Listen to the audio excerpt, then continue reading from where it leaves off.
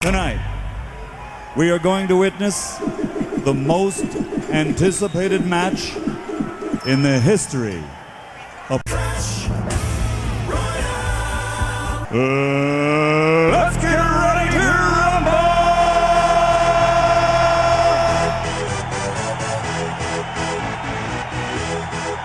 Hey guys, what's going on? It's Ash here coming at you today. As you can see, throwing some emotes down on the clan chat because we have Vulcan and Miniminter. Let me tell these guys that I'm ready to record. We are here in the clan. The Pro vs. Pro series has returned. Let me know who you're rooting for, the returning champ Miniminter or Vulcan, the newcomer here onto the Pro vs. Pro scene. So before these battles start, let me know in the comments who are you rooting for and who do you think is going to win. Sometimes not the same answer. So Miniminter has been doing very well. He took down Sir Tag, and now he's going to go ahead and face against Vulcan here. Let's see if he can get the job done. This ought to be a really good matchup here, guys. Both these players incredibly good. Obviously, Vulcan, one of the best players in NACRL right now for Team Solo Mid. And right off the gate here, Miniminter on the bottom, the returning champ, starts out with an Elixir Collector, not a card that we're used to seeing that much anymore. I wonder if the Elixir Collector needs another buff again, because you're even starting to see Three Musketeers and Golem, the two decks that really had Elixir Pump as almost a required card back in the day. You're starting to see those less and less and less in those archetypes. Now it's way more often that we're starting to see a spell in Golem decks, most Golem decks using Poison, and even most Three Musketeer decks opting to use Fireball instead of the Elixir Pump. So I wonder if it's time that Elixir Pump gets a buff. This is not meant to be a video about Elixir Pump, by the way, but just thought I'd throw it out there for you guys to think about. And look at the deck that Vulcan is playing at the top, guys. It is a bar putt. Now, talking about the meta right now, I shared a bar putt video yesterday, which is a really good deck, and it looks like, yes, indeed, Vulcan is playing bar putt Three Musketeers at the top of your screen. So it's Three Muskie versus Three Muskie. Three Muskie, speaking of meta, is super strong right now, and it's noteworthy that only one of these decks does, again, have that Elixir Pump. Vulcan playing more of a new meta deck with the Royal Hogs, Three Musketeers, and also the Barbarian Hut. It reminds me of way back in the day when we used to see Lightning being incredibly prevalent. People used to run the Hog, Three Musketeer, Barbarian Hut deck. I was a big fan of that deck back in the day. But here we go, Royal Giant getting tons of damage on the right tower, but also a decent amount of damage there for Miniminter. So things are relatively even here as we creep up into double elixir time. Mini Ops split Three Musketeers there on his side, taking care of those rascals, and now reloading is Vulcan with the Magic Archer behind the King Tower. So boom, all in here goes Miniminter. The log's gonna mitigate a lot of that push, but one goblin sneaks by. That goblin's really pesky. He single-handedly probably did a few hundred damage to that tower with the help with the miner and the solo musketeer on that right tower. So Mini in the lead here with about 30 seconds left, but another Royal Ghost makes contact with the tower there, taking it down to 437 there for Vulcan. This is gonna be a split-second neck-and-neck finish here, but remember that Vulcan does have the spell firepower here. He does have the fireball in the log, whereas Miniminter only has the miner in the zap in terms of direct damage onto the tower. So Vulcan cleans up that right tower nicely. Here comes a counter push in here for Mini onto that right tower. He needs to take the tower down. He's not going to do it, guys, with only 6 seconds left, 5 seconds left, 3, 2, 1. That's going to be GG, just narrowly escaping, getting his left tower, I guess, on Vulcan's point of view there taken. Vulcan comes away with the first victory. So I will go ahead and edit out any downtime in between these matches, guys, if there is any, but let's give these guys, I'm sure they came prepared with more than one deck, so let's see. Oh, and right away, Miniminter throws up the next battle. He's rearing to go here, trying to get a victory under his belt here. Definitely wants to keep the title as pro to beat here on the channel, which coincidentally is still held the most victories, just narrowly by the great Pompeo. The latter goat still has the most victories in Pro vs. Pro. I believe it was 8. I'll link all the Pro vs. Pro series for you guys in the description below if you're curious and you want to go back and watch any of the matchups. Surgical Goblin, I believe, had 7 wins. So it was Pompeo and then Surgical in terms of the most wins on the pros in the history of now this 2-year series here on the channel. So starting out here, Miniminter with a Night Witch and a Golem going against a P.E.K.K.A deck for Vulcan. So, oh, and Executioner. That's really good, because I was going to say, and I mentioned this before on the channel too, but just having a P.E.K.K.A against a Golem does not give you matchup advantage anymore. Those are the days of the past, guys. Now, especially if they have Night Witch, even as a Golem player, a lot of Golem players aren't super scared of a P.E.K.K.A if they have the Night Witch in their deck. But the fact that Vulcan does have the Xe NATO deck, and this is the deck that Vulcan came on the channel recently sharing, it's the P.E.K.K.A Xe NATO deck, and it can be incredibly powerful, especially against beatdown. So Vulcan, with the Xe NATO in the graveyard, once we've seen the rest of the deck here, definitely has a huge matchup advantage in this second match. It's going to take a miracle for Miniminter to pick up this victory, guys, and we could be, oh my god, I don't want to make the call too early here, but Vulcan might be the next pro to beat. It looks like he might be up 2-zip after this match, unless, again, Mini can pull off an incredible victory here. He does have poison for the graveyard, but, you know, I still give Vulcan the big edge with the Xe NATO along with the P.E.K.K.A in the deck there. This is a really, really good graveyard deck, but especially good and effective against beatdown matchups. And here it comes, a P.E.K.K.A same lane as the Golem there. Vulcan, all he has to do really is P.E.K.K.A here and then Xe NATO, delay a little bit, and then Xe NATO against that Night Witch. And there it is. The Executioner comes down, the P.E.K.K.A is tearing apart against that Golem there, and then the poison's not going to obviously finish off that Executioner, so Executioner provides tremendous value there, doing damage to the Flying Machine, the Night Witch, and the Golem there. And then Vulcan actually casts a graveyard here, maybe a little bit of an overkill on that right tower by Vulcan. But maybe just to get his cycle correct and apply some pressure here for possibly a 3-crown. Not going to get it done, though. Miniminter does defend very, very lightly there, and it looks like he's going to be going all in here. But the thing about Vulcan, again, with this deck, guys, it does incredibly well against beatdown, so all he has to really do here, he can afford using a graveyard when he doesn't necessarily need to there, and he can just get his cycle correct and rely on that Executioner and that Tornado on defense. A very nice kiting job there by Vulcan. And with 1 second left, that's going to be GG. Vulcan is up very, very quickly here. It feels like the video just started. He is up 2-0 on Miniminter. So Mini, this is a do-or-die situation for Mini here. He needs to pick up this victory. Otherwise, it's over, man. His reign as the pro to beat here on Pro vs. Pro would be over. So let's see. Miniminter already threw up the request here, and looks like we're ready. Okay, we weren't ready here, but now we are. Vulcan needed a minute, so let's go ahead and jump into the third and what could be the final match of this Pro vs. Pro. Again, a do or die situation here for Miniminter. Let's see what deck he decides to use here, guys. And he starts out with an Ice Spirit against guards, and ooh, the Executioner and the Ice Spirit. Could he be using the same deck that Vulcan just used? I'm sure we'll find out really, really soon here. Vulcan, on the other hand, cycles an Inferno Dragon, and there's the graveyard, guys. There's the skeletons to block the Inferno Dragon, and indeed, it is the deck that Vulcan just beat Miniminter with, and Vulcan has a Bowler, Inferno Dragon, and guards in his deck.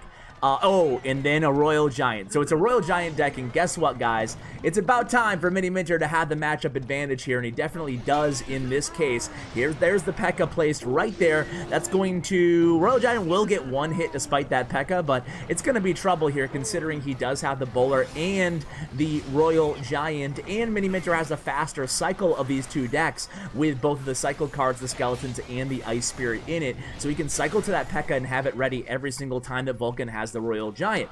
Now on Vulcan's side, he has the Inferno Dragon, which he's going to have ready for, of course, the P.E.K.K.A. So let's see how this plays out here, guys. Vulcan's going to go ahead and try to counter this graveyard with just a Bowler, and it's actually working out nicely considering that the Princess Tower is also helping out against those Skeletons. Bowler definitely not a tier 1 counter to a graveyard in a vacuum, but if there's no, you know, kind of tanking troops for that graveyard, the Bowler's going to have a good time of it with the assistance, as we saw there, of the Princess Tower. So again, kind of a reset point in this match as we're about 10 seconds or so away from double elixir time, and it's going to be an Inferno Dragon in the left versus a Mega Minion in the left. Vulcan trying to get something going here. He's going to have to, I don't know. It's almost nearly an impossible match here in my eyes for Vulcan, considering the caliber of both of these players. I don't anticipate Miniminter making a mistake here, and he absolutely needs this victory. So a Graveyard Poison coming down there from Mini on that right tower, and again, relying on that bowler as his graveyard counter. Mini could really use a poison in this deck, and things would be much more even, but this is just a really, really difficult matchup here. So a Nado to pull the Royal Giant in away, I guess. Actually, he used that Nado so he could combo the Ice Spirit there, make sure the Ice Spirit reset that Inferno Dragon, excuse me, and it looks like he's probably going to combo with a Graveyard. He does in the right here. This should be relatively easy defense again for Vulcan, relying on the Ice Wizard, who can obviously one-shot skeletons now, thanks to the buff a few balance updates ago, and the bowler. However, his right tower is still down to 1447. Excuse me, guys. Vulcan there doing a very good job of playing the Inferno Dragon with the Royal Ghost, but Miniminter just anticipating that play, played the Skeletons to distract away from that Inferno Dragon to keep it off the P.E.K.K.A, at least until buying time for that P.E.K.K.A to go ahead and take down that Royal Ghost there. Now it's another Graveyard push. This one is going to be trouble because there are tanks alive, distracting that Princess Tower. Vulcan tries to pull that P.E.K.K.A out of tower range, does not work out there. Two Skeletons absolutely going ham on that left tower. Vulcan knows that this is going to be a GG here again. Not a lot that Vulcan could do in this matchup here, and it looks like Miniminter is happy to just poison cycle while there's value here, and indeed he's going to do that, targeting the tower, the left tower that he's going for. Only 200, less than 300 HP left on that left tower. Is he going to get a little RNG, get that tower down even further, trying to pull everything away from the from that bowler, and it looks like that's going to be GG with that last poison there by Miniminter.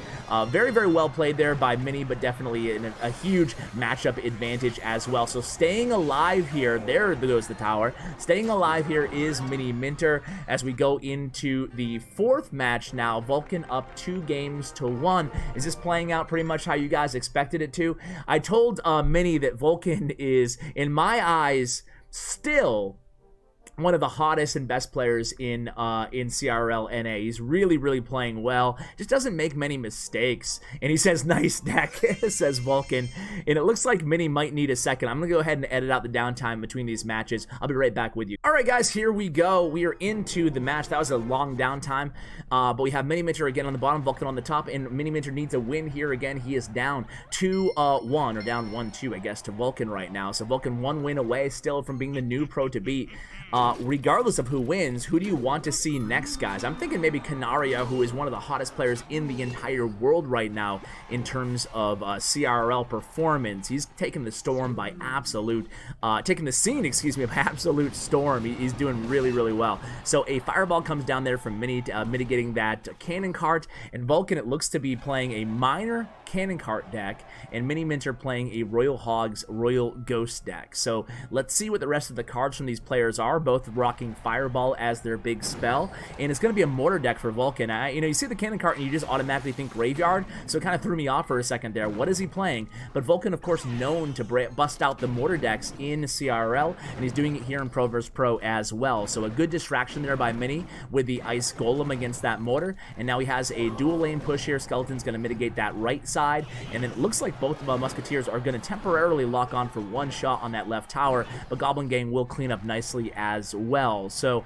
a really interesting deck being played by Vulcan here. You got to give this guy credit for going off meta, and indeed he does that again here. So he's going to run into that Hunter. We have some bats on the right tower, going to get a decent amount of damage, about 300-400 damage more off that right tower for Vulcan. Meanwhile, Mini just sending in that Fireball again on offense. He sends in the Royal Ghost here, so he has a Royal Ghost Hunter combo coming down, and the tower does lock onto that Hunter, unfortunately, but not before that Royal Ghost is going to easily take care of that cannon card. But immediately Vulcan transitions into that mortar, and let's see, this time he doesn't have the elixir, Miniminter that is, to go ahead and use 3 Musketeers, so he's going to keep distracting and then cycle to a Hunter here. So let's see how the Hunter can do. Hunter will take care of that mortar, but 1580 HP on the right tower remaining there for Miniminter. So the early advantage as we get into double elixir time here is going to go to Vulcan. So bats again get to the tower for Vulcan. Vulcan really sneaky with that bat damage, guys, on Miniminter's right tower, down to 1117 HP left, and just slowly but surely, methodically, if you will, Vulcan is absolutely chipping away at the tower there. Nice value log here, taking out the rest of the mortar there and the spear goblins, and getting a lot of damage on that left tower, taking it down to 1302 here. But a big bridge spam push coming in hot for Vulcan here. It's a cannon cart. The miners coming in. A beautiful ice golem to block there by Miniminter. Is it going to buy him enough time? No! The cannon cart. Oh man, cannon cart can be lethal in those situations. It does lock onto the tower. It gets only one hit, I think. Maybe two. Either way, 519. Vulcan is in command of this matchup. Miniminter's going to have to get aggressive here, and he does, sending in the fireball and the log onto that right tower. Just misses the goblin gang there. That could have been incredibly value and a game changer had he had like a 1 second delay on that log there and caught the goblin gang as well. A nice ice golem, going to just barely get in front of that princess tower in time to circumvent the hits of those spear goblins, and then cycling his cycle cards to try to distract that mortar. He cannot afford one even hit with that mortar onto his tower. So good defense there by Miniminter, able to cycle out, and then a beautiful placement there with a hunter. He's going to go ahead and both avoid a lot of damage there with the ice golem pushing back the miner and distracting those spear goblins as well. But again, with fireball and log in Vulcan's hand, all he's going to need here, guys, is one hit with this mortar, and it's game over immediately for Miniminter. Vulcan would be the new pro to beat. So let's see if he can get it done, guys. This is an intense last match here. 1 minute already into overtime here, and he does not catch that miner. It's going to be GG, guys. We have a new pro to beat. Fireball comes down, and that is it. In a 3-1 decisive victory, Vulcan is now the new pro to beat here on CWA Pro vs. Pro. What do you guys think? Who should he face next? I want to give a huge shout out to Miniminter. Been a great pleasure to deal with him as the pro, and he also faced off against you guys as subscribers on the Subverse Pro for $1,000. It's going to be $1,500 next month, so make sure you enter in the comments of my last Subverse Pro. But let me first tell these guys GG's and thank them for doing this. Guys, this is a rather quick Pro vs. Pro, so I want to go ahead and vamp for a second here and quickly talk about my wish list. The reason I do this, by the way, is because I don't want people to be able to look at the time of the video and be able to guess who wins. For example, Vulcan was already up 2-1 going into that last match, and if the video is longer, you won't be able to tell if it's me vamping at the end or if it's these players going to 5 matches. So that's why I do this at the end of the Pro vs. Pros that go a little bit short, if they don't go like 5 matches. So what I want to do is flash my next update wish list to you guys on the screen right now, and maybe those of you who did watch till the end of the video can give me your thoughts and maybe share what would be on your Clash update wish list. So this is my tweet on the screen, guys. I'm a big fan. I really want to hone in on a couple things here. I think that the easy low-hanging fruit here is just tokens availability and emote availability. Emote, I can understand. I would not want them to be free. No offense to free-to-play players, but this actually benefits you in the long run. I want Clash of Clans. What? I want Clash Royale to be able to monetize the game in non-competitive ways, and I've been speaking out about this for over a year now. So I think that charging for skins, tower skins, troop skins, anything, charging for more deck slots, there ought to be more microtransaction, non-competitive opportunities and benefits in the game, in my opinion.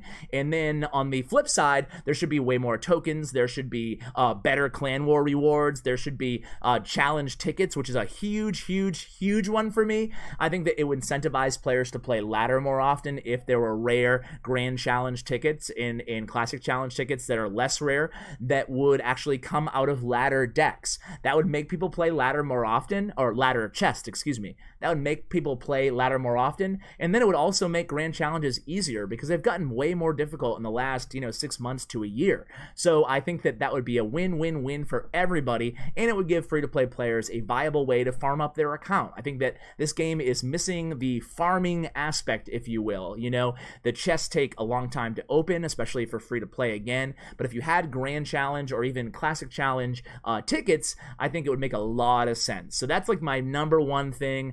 But I do think the emotes should be available for gems. You know, it doesn't have to be, you know, straight cash, homie, every single time. I think that making them available for gems only makes sense. You know, that's the currency of the game anyway. And I'd like to see them more available, more readily available, and frequently available via those $3 packs instead of, you know, charging us the $20 for the whole bundle that, you know, let's be honest, not many people want. You know, just give us the option to buy them for $3. You know, even if it only comes once a week, that's fine with me. You know, so those are my smaller things, and my big things. Of course, I'm still hoping for some sort of a tournament revamp. I am not a programmer or a developer, and I have no experience with programming or developing anything. So I say this knowing that I am completely ignorant.